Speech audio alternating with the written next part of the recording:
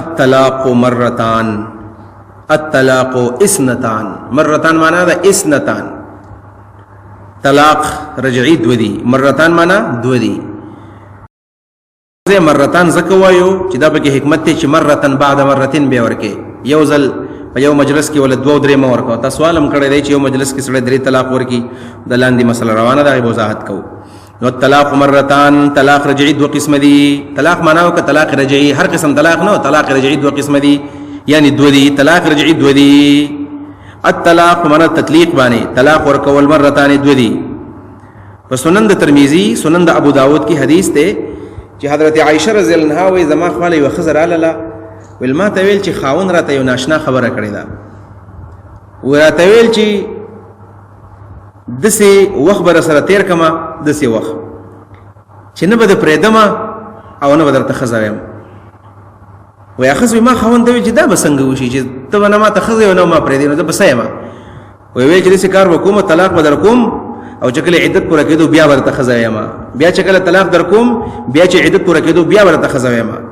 نه خزر ډېر زیات خپه او ډېر پریشان ونه. د حضرت عائشہ خواله رااله چې بیبي د خاون خو ماته دا خبره کړې ده، نو زه څه چلو کوم، دا خو ډېر لوی زیاته ده، دا خو د خاون سره ما وخت نه تیریږي.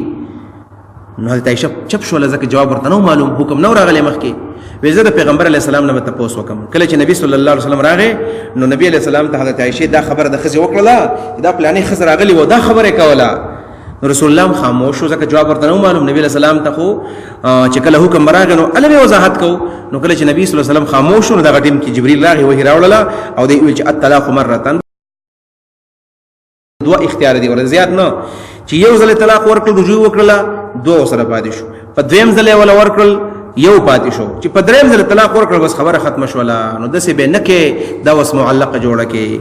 نو د دیو جندا د جاهلانو طریقه وا چې خزر معلقه ساتله، الله وی معلقه نشي ساتله، چې کله وتستا حاجت نو پرېګ دوا چې ځان له بل واده وکي او استاد پنجې نه خلاص شي. نو الطلاق مرتان، طلاق تقسیم مخکې ما وکړو.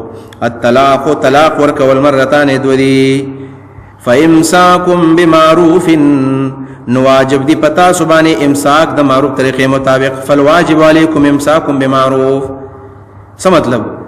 کله چې عدت تا خبره ورسېدل او عدت په ختمېدو باندې شو، طلاق دی ورکړل، درې میاشتې بعد د ښځه طلاقېږي، نو عدت را نږدې شو، یو څو ورځې بعد ښځه طلاقېږي. اوس ښه سوچ وکړه، ښه فکر وکړه، د ښځه ساتې که پرېږدې، که ساتې نو بس ښه کلک مسلمان شه او د خاوند صفتونه په ځان کې پیدا کړه او ښځه ورته ووایه. فامساکن، نو بیا ایثارول لري ښځې دي بمعروف، د معروف طریقې مطابق.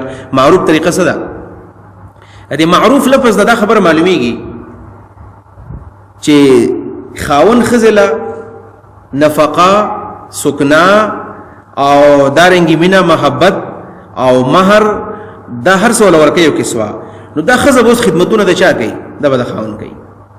ځکه بعض علما وایي چې په ښځه باندې د خاوند خدمت نشته. دا خبره کمزوري ده، خطا ده چې خاوند له ښځه خدمت ته کوي. نو څوک ول خدمتونه کوي؟ د غلام خدا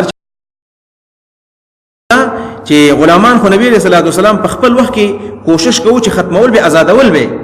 نو معروف معنا ده د عرف مطابق، رواج مطابق.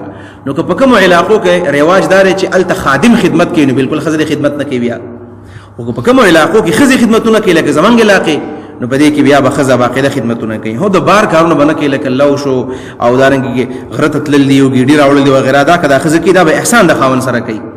د کوینه ولو بر اورل دي، ساروی ول ساتل دي، بهر لو دی وغیرہ، د پټي خدمتونه دي، دا په خزه باندې نشته. دا د خاون سره کې دا د خاون سره احسان کوي. نور دنه د کور خدمتونه، جامې وینځل، ماشومان منول، ورلا دغه کپڑے سری کول، دغه د خوراک تنظیم کول، الله خزه خاوند لپاره کوي. امساکم بمعروف، د معروف طریقې مطابق. دې وجنه د ډاکټر تنظیم بیا په خاوند باندې دی. امساک بمعروف دې ته ویل کیږي. نو فامساکم بمعروف، بیا رئیس راول د خزري د معروف طریقې مطابق. او تسریح باحسان، یا پر خودل لري خزري د احسان سره. او تسریح یا پر خودل لري خزري به احسان، د احسان سره. احسان سره احسان معنا طلاق ورکولي، معنا د خزر احسان کې طلاق ورکا چیزی معلقه مساتا. دیم نمبر دا چې کله طلاق دی ورکړل نو مہر ول پورا ورکا، کم مہر چې دا غیر هغه ته نشي سره ولې، دا احسان دی.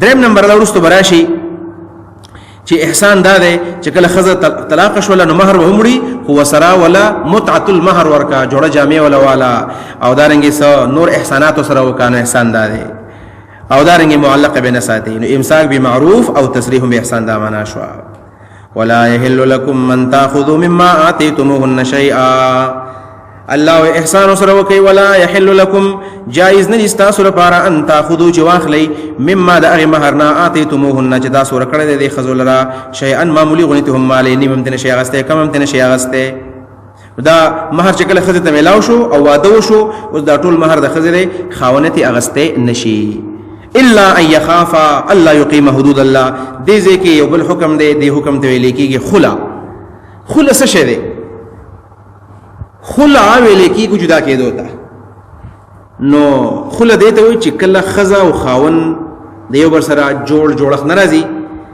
یا د خزه د خاون نه نفرت دی د خاون د خزه نه نفرت دی وخت نه تیریږي خو بس اس روان دی ټیم تیریږي نو بیا د خزه لا الله حق ورکړي دی چې تر څه وکا کم مہر چې خاون تعالی درکړي دی دا واپس دی خاون لورکا او خاون ته توله طلاق ورکا نو دا بالکل جایز دی نو دې ځکه خزه مطالبه طلاق کولای شي خو خاون طلاق کولای نشي عدالت تبزی او عدالت بوله طلاق علی په دې باب کې حدیث ته بخاری شریف کې دا حدیث ته ثابت ابن قیس رضی الله عنه ثابت ابن قیس رضی الله عنه د خزه دا راغله د نبی علیہ السلام خاله یا رسول الله صلی الله علیه وسلم ما خو ثابت سره وعده کړی دی نمی داغه په دین باندې اعتراض دی او نمی داغه په اخلاق باندې اعتراض دی انتهی خوش اخلاق سره دی او انتهی دیندار دی و انی اخاف الكفر بعد الايمان د ایمان نو ورستو زه د ناشکرۍ نه ریګم ناشکرۍ نه مطلب زماته نفرت دی چې زماته نفرت نو د خاون ماته سپخ کار کوي او چې خاون کله خزه د سپخ کار کوي او بیا د حق نشي ادا کولای نو زه ریګم اسه نو چې مسلمان یم د مسلمانې دو سره سره زمانه ناشکرۍ د خاون نشي او د خاون ناشکرۍ خو سره جهنم ته رسي تکفرن العشیر رسول الله جهنم کې مخزه ډېری ولیدلې یو خیر ډېری کوي بل خاون نافرمانی کوي نو خاون نه نفرت راځي د رسول الله ورته وستا څه خیال لې د ثابت نه ځان جدا کول غواړي نه وي او ویل بیا چې تعالی ثابت کم باغ په نکاح په مہر کې درکړې دا ولا واپس ورکول ته تیارې و یا بالکل تیارې ما دا باغ به ثابت لور کم خو ما دي پری دي رسول الله ثابت راوخته وي ثابت ابن قیس دا باغ والا او د خزل یو طلاق الله ورکا نو ثابت ابن قیس راولګي دا خزه طلاق کله په یو طلاق باندې دا د امام ابو حنیفه رحم الله دلیل لې چې خلع طلاق دی طلاق دا اختلافي مسله ده چې دا خلع طلاق دی که فسخ د نکاح ده طلاق دی که فسخ د نکاح طلاق مطلب دا چې کله خاون خزه له خلع ورکړل نو یو طلاق شو دو سره پاتې شو او فسخ دا معنی ده چې دا طلاق مکمل ختم شو طلاق مکمل شو ختم شو نکاح ختم شو مکمل نو چې نکاح ختم شو دا خزه مکمل جدا شو اوس بل پرس کنه واده سره کین درې مستقل طلاقونه بیا پاتې کیږي امام سے وینا ک بیا وس نکاح وکړل نو دو طلاق پاتې کیږي دا دلیل دی چې ثابت ول طلاق ورکړل نو خلا فسخ د نکاح نه ده بلکې دا طلاق دی لہذا ک بیا وسره وس واده کوي او بیا وسره نکاح جوړي نو بیا وسره دو طلاق پاتې شو دا د احناف مذهب دی دخول حق الله خزل ورکړی دی خو دو احادیث په دې باب کې واورا چې نن سبا په دې عدالتونو کې دخول دا کیسونه ډیر زیات دي بس خزي زی عدالت کې کیس داخلي او د خپل خاون نه طلاق علي او د خاون سره تعلق نه دی او دروغ او رښتیا جوړي او زیو په عدالت کې کیس داخلي او عدالت هم د خزو سره ډیر زیات کوي یو جن معاشره مرانه د فساد هم جوړلې مسند امام احمد رحمه الله کی حدیث ته چې رسول الله مبارک فرمایي چې کوم خزه بغیر د ضرورت نه خله د خاون نه والی هیڅ ضرورت نشته او اسه د خاون سره نفرت شو سنور وجوهات په بنا باندې او دا زی چې دا وې زده خپل خاون نه طلاق علم خله وسره کوما رسول الله فرمایي المختلعات هن منافقات کمی خزه چې خله کې دا منافق خزه دي معلومه ده چې اصله خزه خپل خاون نه طلاق نه لي بلکې دا منافق خزه خپل خاون نه طلاق علي او خله مطالبه دي کوي یو حدیث دار مسند احمد شو دویم نمبر حدیث په سنن ترمذی کې دی چې رسول الله صلی الله علیه وسلم فرمایي چې کوم خزه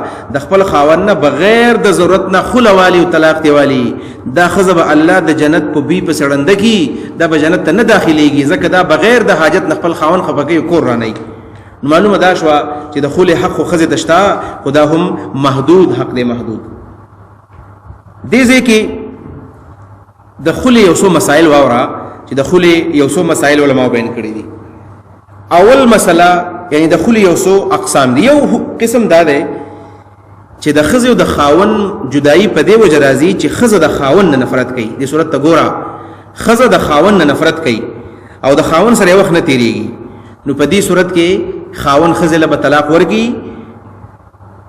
او خاون د دې ښځې نه چې کوم مهر واپس اخلي دا مهر اغستلو له بالکل جایز دي، ځکه چې دلته کور څوک وراني؟ ښځې وراني. چې ښځې وراني نو خاون باندې کوم په سر باندې درد دی چې هغه 15 شپږ تولې سونه مول ورکړل دا هغه تیوړي دا دې واپس والی، کزمه کې ورکړل هغه دې واپس والی، مهر یې څومره ورکړل هغه دې واپس والی. دا مهر اغستلو له بالکل جایز دي، لکه دلیل په واقعات د ثابت ابن قیس دا چې ښځې طرف نه ورانه او لہذا ثابت ته وي باغ واپس والا. یو دویم نمبر دا چې د ښځو د خاون په منځ کې ورانه راځي او ښځه خوله کوي او خوله اخلي، خو دلته ورانه د خاون د طرف نه دی. خاون د اخلاق دی چې کور ته راځي کنځلې کوي، چې کور ته راځي په ښځه باندې ګزارونه کوي او دا ښځه دې بس خولې لراغله پوز دې راغله ده. نو په دې صورت کې ښځه تنګ شول او دا وی چېرې عدالت تعالی چې دا خاون خو ما نه پریدي والټه کول الله سره کې دا مې ویلې ور مې وی سخر مې وی زه خو تنګ شوم په دې کور کې. نو په دې صورت کې د ښځې لپاره خوله جایز ده او خاون کته مال اخلي دا مال غسل بیا نه جایز دي، ځکه ورانه دې طرف نه دي نو مال ته څنګه علي بیا. الله فرمایي لا يحل لكم ان تاخذوا مما اتيتموهن شيئا، نشي غسته دي بیا ځکه ورانه د خاون د طرف نه دي. نو ورانه د خاون د طرف نه بد اخلاقی خاون کوي نو بیا د ښځې نه شي نه علي او ښځې پریک دي بغیر د مہر نه. دریم نمبر صورت دا ده، دریم نمبر صورت چې نه د خاوند د طرف نه سزیاتې کیږي نه د ښځې طرف نه زیاتې کیږي، نه د خاوند د طرف نه سزیاتې کیږي نه د ښځې طرف نه زیاتې کیږي. او کله کله اسی ښځه خاوند په کور کې وخت نشي تیراولای، وخت نه تیریږي، نه خاوند ظلم کوي نه ښځه ظلم کوي، نه خاوند بد اخلاقی کوي نه ښځه بد اخلاقی کوي، نه خاوند کنځلې کوي نه ښځه کوي، خو بس زړه دی بل تور شو او داسې کیږي کله کله د ښځې خاوند بل سره بالکل زړه نه لګي.